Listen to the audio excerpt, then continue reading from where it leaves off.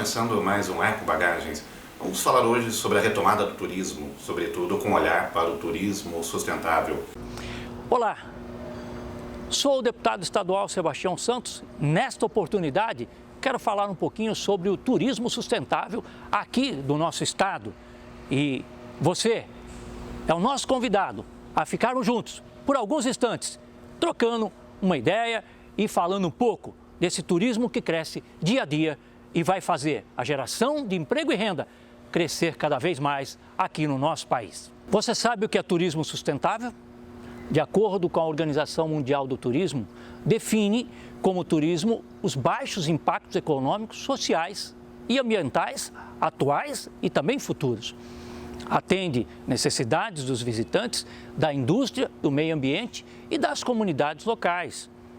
Hoje em dia, já podemos ir além e considerar o turismo sustentável dentro do 5 Ps da sustentabilidade proposto pelo Objetivo do Desenvolvimento Sustentável da ONU.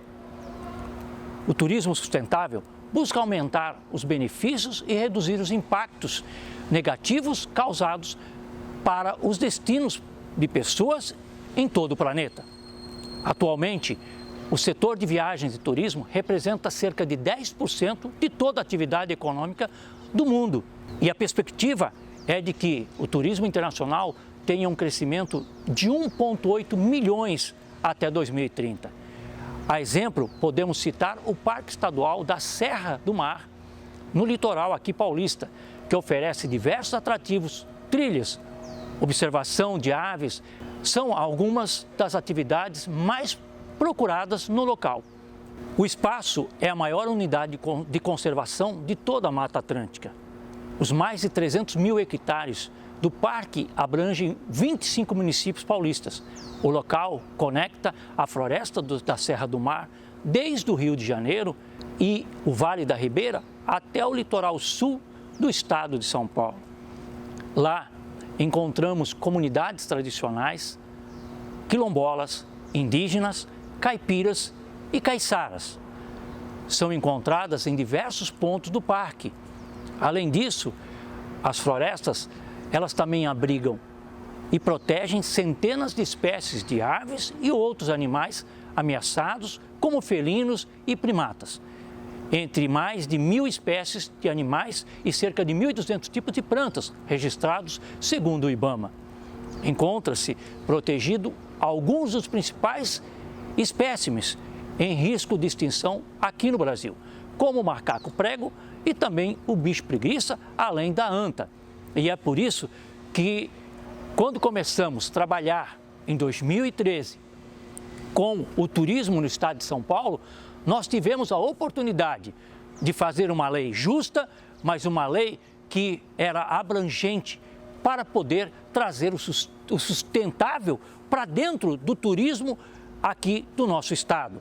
E é por isso que muitos são os municípios hoje reconhecidos como MIT, como município de interesse turístico. Vários desses, lei de nossa autoria, que deram condição para que estes pudessem receber recursos e cuidar da fauna, da flora, dos animais e fazer o seu município ser sustentável. Dentre eles, podemos aí citar Euclides da Cunha, que faz muito e faz muito bem pela população do nosso estado, do estado do Mato Grosso e do estado do Paraná, que atrai turistas para conhecer ali o Morro do Diabo, um local onde cultiva trilhas, onde tem lugares que você pode ter o turismo de contemplação, ver uma onça pintada, uma onça parda, ver um animal que talvez você nunca viu na sua vida. E é por isso que o turismo sustentável, o turismo ecológico, hoje é uma realidade em nosso país, em nosso estado, em nossos municípios. E é por isso que nós lutamos juntos para a preservação. E a preservação organizada, mas também a geração de empregos e rendas para a nossa população. Então, a todos, olha, vamos dar um salve para o turismo sustentável. E olha, esse turismo ecológico não pode acabar, tem que crescer cada vez mais aqui no estado de São Paulo. Foi um grande prazer participar dessa programação. Um grande abraço a todos, até uma próxima oportunidade. Nossa matéria é com o conselheiro da Fiesp, que vai nos contar a visão dele dessa retomada do turismo e como mantê-lo sustentável no território nacional. O mundo pós-pandemia traz algumas interrogações, sobretudo sobre a retomada do turismo. Como você vê isso no Brasil? Bom, acho até que em outras entrevistas que a gente já fez, eu falei algumas vezes, eu sempre fui o cara que acreditou que o primeiro lugar, o primeiro segmento a se recuperar é o turismo, né, depois de uma pandemia. Pode ser porque as pessoas brasileiras não conseguem ficar trancadas em casa, pode ser porque nós temos um turismo extremamente rico, tá? Então, eu acho que a retomada da economia, se você vê os índices dessa semana, quer dizer, a gente está na última semana de maio praticamente e os índices estão lá em cima. A gente teve ontem um touro de ouro, a gente ganhou na Bolsa de Valores dos outros países. O real ficou mais valorizado que o dólar ontem, assim, proporcionalmente o quanto ele subiu. O dólar tem caído? Exatamente, o dólar cai, o real sobe, exatamente porque nós conseguimos, na parte de economia, uma pandemia gigantesca dessa, se estabilizar. E eu acho que a tendência é cada vez melhorar. Tá? Então, as pessoas que diziam lá no começo que a gente teria perdas gigantescas na economia, a gente teve alguma perda, mas a gente conseguiu sair dali. E o turismo é a mesma coisa, a gente teve uma paralisação do turismo, o que acarretou, infelizmente, um número de demissões gigantesca, mas eu acho que é o segmento que vai botar o Brasil na linha de novo. Tanto que as companhias marítimas, quase todas, já estão com os roteiros para o Brasil para começar a chegar os navios agora em outubro, novembro. Isso é uma informação importante, que na verdade não é muito divulgada pela grande mídia. Então você prevê uma retomada rápida do turismo nacional e isso também impactando na economia?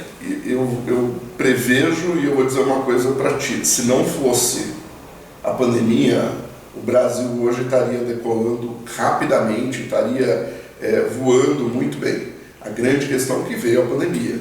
Pós-pandemia, o Brasil consegue decolar de novo na parte do turismo, na parte ambiental, na parte de commodities, muito fortemente. Tá? Então, você vê, uma pandemia toda, a única coisa que as pessoas não deixaram foi de se alimentar. E o Brasil, de novo, voltou a ser celeiro do mundo. As commodities puxaram a economia para cima, né? E o que é muito bom. Eu vejo gente dizendo, mas é só o agronegócio. Caramba, nós temos um agronegócio, a gente tem alguma coisa no Brasil que sai na frente de todo mundo e como é que a gente não valoriza? A impressão que eu tenho é que tem muita gente que só gosta de ver o copo meio vazio. Quando está meio cheio, fala assim, não, está meio vazio. E não é isso. Eu acho que a gente vai ter uma retomada boa no turismo, em commodities, uma série de coisas. Além do que o brasileiro é criativo, muito criativo. O que muda, por exemplo, hoje na maneira de se fazer turismo no Brasil? E como isso casa também com o turismo sustentável?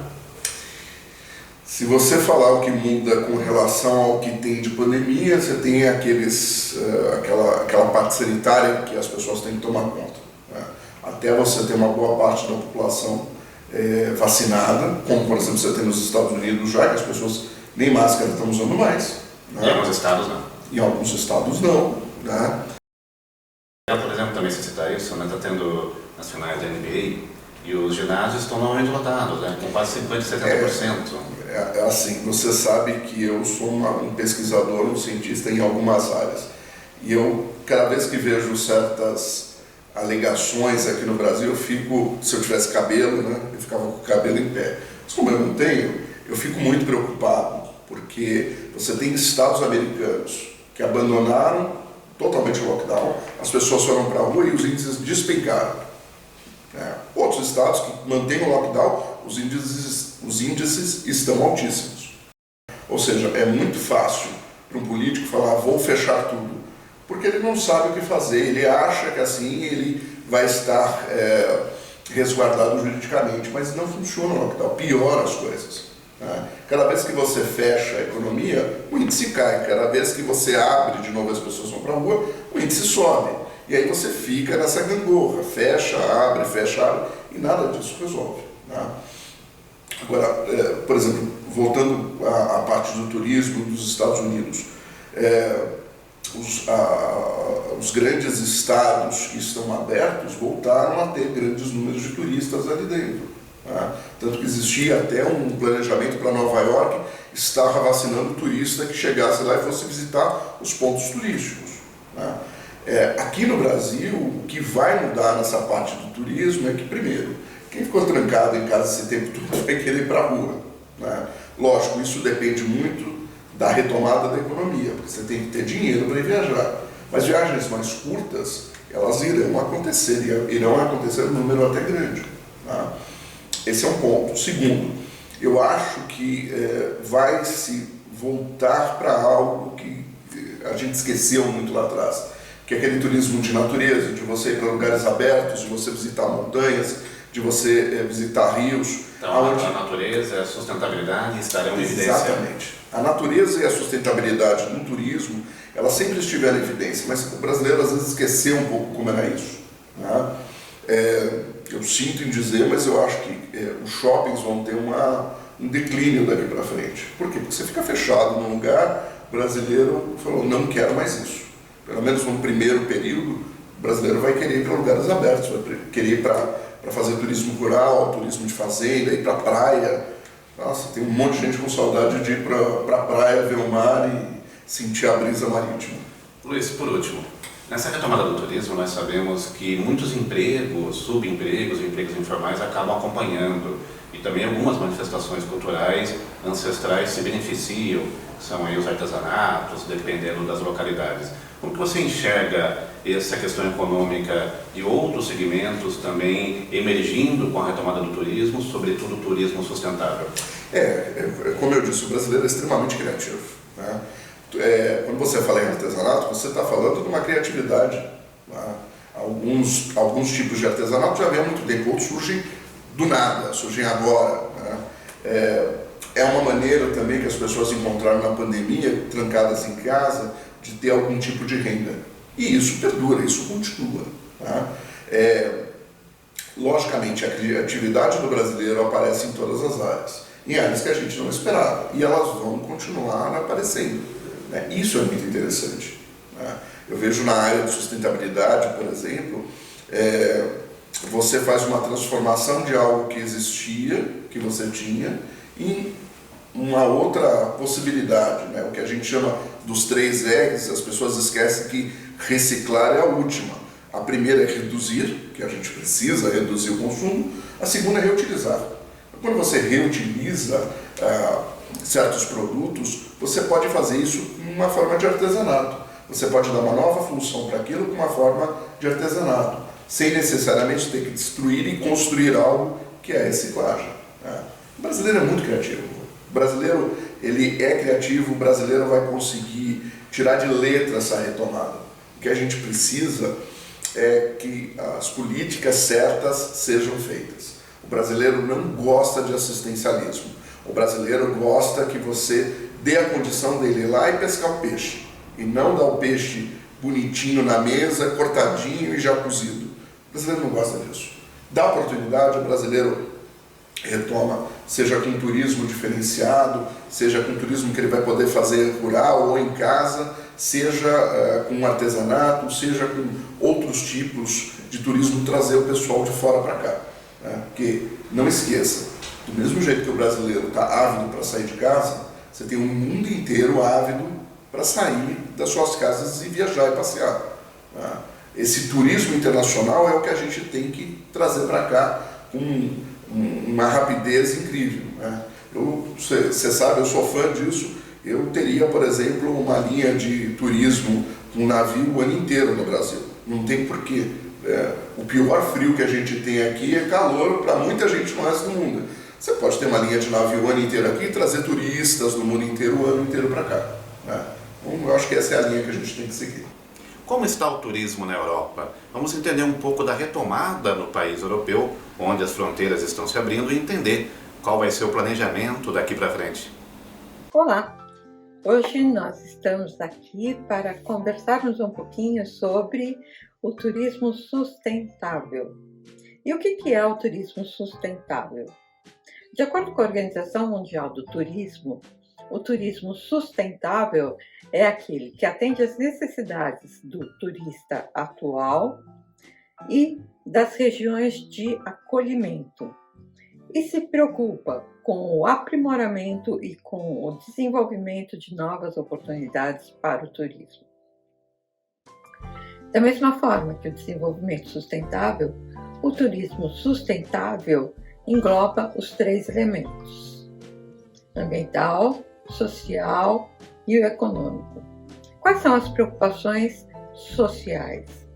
É com a inserção social e o respeito às pessoas e às suas culturas. No ambiental, a gente percebe o ambiente natural, o ambiente selvagem, o ambiente cultivado e o ambiente construído. O ambiente natural, por exemplo, as praias, os parques. O ambiente selvagem, nas florestas, por exemplo. O ambiente cultivado é aquele ambiente que já passou por uma interferência humana, por exemplo, o turismo rural. E o ambiente construído é quando a nossa preocupação com o turismo é identificar edifícios, construções. Então, por exemplo, um forte, um castelo, isso é um ambiente que foi construído pelo homem. E sobre o enfoque econômico, qual que é a nossa preocupação? É a geração de renda, é você promover a infraestrutura, a construção de hotelaria, a construção de escolas técnicas para a formação das pessoas que vivem naquele entorno.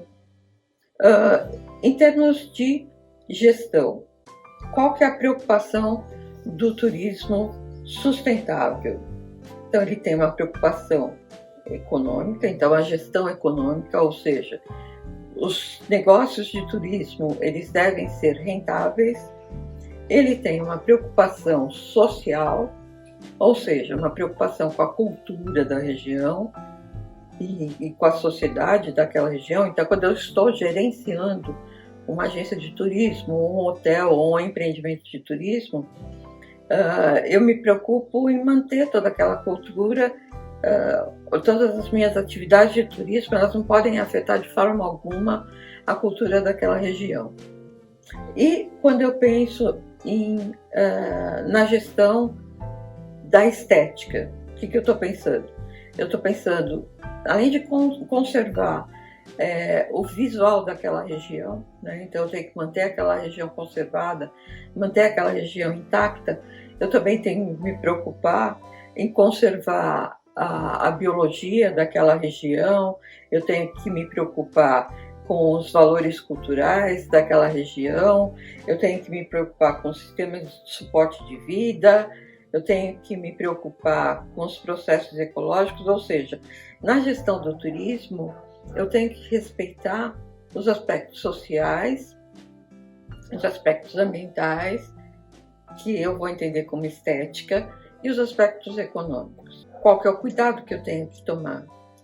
Então, o turismo sustentável ele é muito bom, só que sempre nas atividades de turismo eu tenho que me preocupar com as externalidades negativas das atividades, ou seja, quais os impactos negativos que aquela atividade pode promover. Uma outra coisa que é importante a gente saber sobre o turismo sustentável é que ele vai englobar o turismo ecológico, o turismo social e cultural e o turismo de negócios. Então, turismo ecológico não é turismo sustentável, tá bom?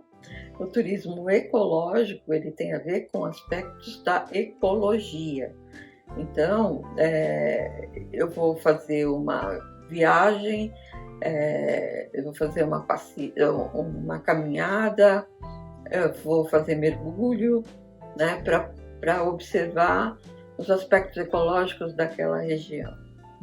O sustentável, ele é maior do que isso, ele abrange a continuidade, da mesma forma que o desenvolvimento sustentável. Eu queria hoje levar vocês para fazer 2 passeios. para a gente verificar na prática um pouquinho do turismo cultural e um pouquinho do turismo natural e do turismo de construção. Vocês topam? Vem comigo? Uma das coisas que a gente precisa respeitar no turismo sustentável diz respeito à questão das culturas de cada região, né? Então, quando pensamos em turismo sustentável, a gente tem que saber respeitar, compreender e aprender com todas as culturas.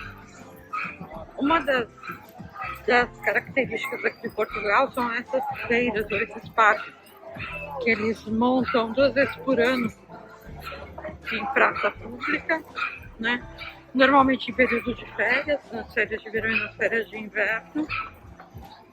E é uma atividade que reúne comidas típicas da região, artesanato, né? E além dos brinquedos.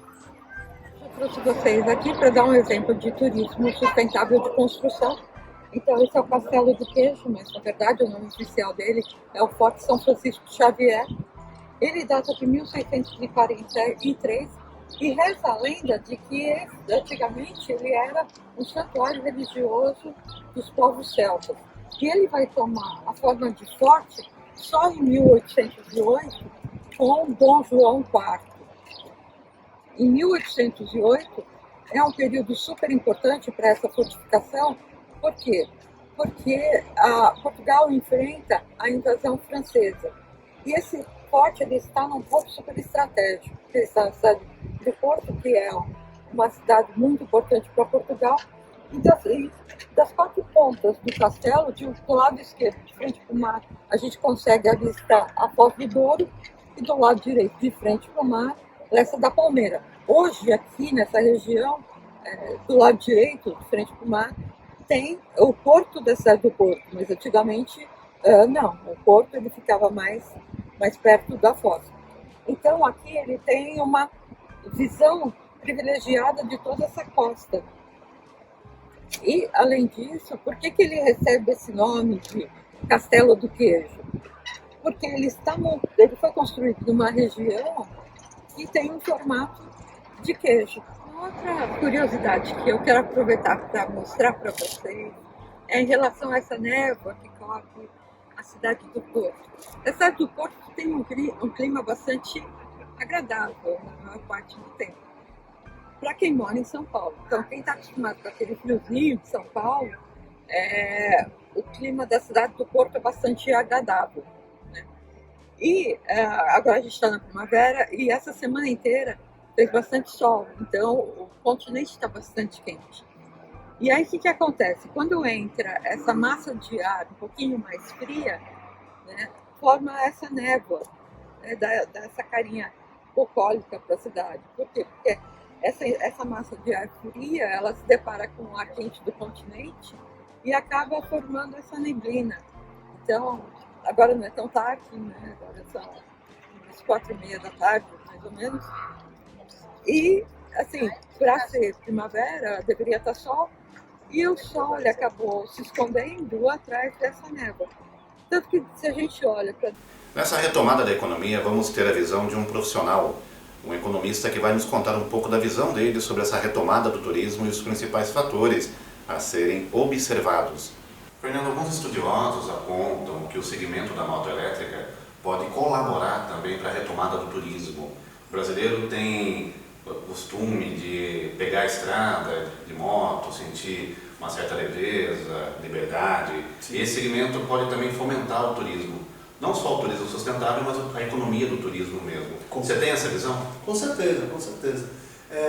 Foi visando também esse aspecto que nós nos moldamos de forma diferente ao que o mercado apresenta hoje. Como eu comentei anteriormente, o mercado se limita a trabalhar com motos, patinetes, qualquer veículo elétrico, digamos assim, generalizando no topo da cadeia de 100 km por hora, não passa disso. Então foi visando também a questão do turismo e também os estradeiros aí de plantão que adoram viajar de fim de semana, dar uma oportunidade a eles terem um diferencial.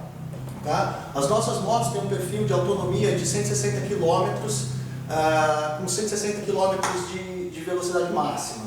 Isso é perfeito, isso cabe para quem quer passear em família, o seu marido, sua esposa, não precisa não precisa ter uma velocidade final tão alta, procura mais um passeio, uma liberdade, segurança, né, nesse trânsito. E a autonomia também atende, porque geralmente são viagens ao interior, aqui próximo de São Paulo, ou litoral, onde a distância não é muito grande, e a gente entende também o perfil desse pessoal, como eles fazem essas viagens. Geralmente, ou é um bate-volta, vai e volta no mesmo dia, ou no dia seguinte, então ele vai ter um período. Se for no mesmo dia, ele geralmente viaja até o local para conhecer a cidade, almoça, passa algum momento ali, desfruta de um lazer nessa região para depois retornar. O que é perfeito, porque a gente trabalha com recarga de bateria. A recarga de bateria é o combustível dessa moto.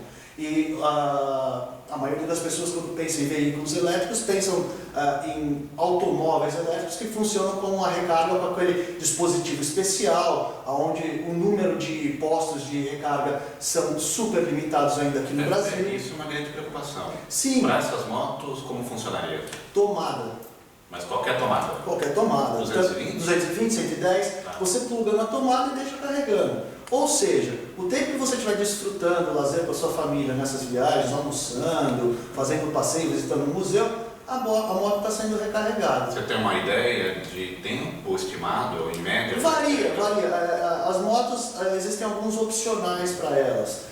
Lógico que impacta diretamente no preço final da mercadoria. Mas, em média, para fazer uma recarga dessa autonomia toda, 160 km de autonomia, dura em média umas 6 horas. 6 horas. Tá? Mas assim... E ela tem uma autonomia de 100 km em média? 160 km. 160 km. 160. É bem interessante. Bem interessante. Claro, como eu falei, como eu comentei, existem tipos de baterias diferentes. E o mercado também diariamente tem evolução nesse sentido. Eu acredito que em cerca de 1 ano, 2 anos, essa questão vai se mudar. Uma grande preocupação, por exemplo, que o mercado de carro elétrico tem, que é sempre um questionamento que se faz, é o tempo de vida dessas baterias. No caso das motos, qual é o tempo de vida útil das baterias? Cerca de 5 a 6 anos. Tempo bom. Sim, e todas elas, e assim, uma coisa importante para a moto elétrica é que você pode trocar essas baterias a qualquer momento. Não é como a gente pensa assim, o motor do carro você vai ter que usar ele pro resto da vida, aquele mesmo motor, e cuidar dele da maneira mais cuidadosa possível para você preservar ele. Claro que a gente sempre quer preservar um bem de consumo, mas o que eu quero dizer, se você tiver qualquer problema nesse sentido, é simplesmente uma troca. Agora o custo das motos, custo de bateria, em média, para o pessoal de casa ter uma noção. Custo de bateria gira em torno de R$5 mil para você fazer a troca, mas assim, e isso a gente dá também como opções. É claro que a moto ela já vem pronta para rodar, com a sua autonomia total, e sem problema algum. Mas existem pessoas que querem fazer, por exemplo, viagens mais longas. Quero fazer uma viagem, sei lá, para o sul do país, onde eu vou precisar de 6 horas. Ele pode carregar na mochila baterias alternativas para simplesmente ir trocando ao longo da viagem. Existe essa possibilidade também. Tem uma grande vantagem, né? Se o custo é similar de motor de combustão, né, para o consumidor, é uma grande vantagem. Com certeza. Todos os pontos que a gente analisa, a moto elétrica detém vantagens. Primeiro, que todo mundo consegue imaginar, é a questão da economia de gasolina. Chegamos ao final de mais um Eco Bagagens. Agradeço a audiência de todos e convido vocês a nos seguir nas nossas redes e também estarem conosco no nosso próximo encontro. Até lá!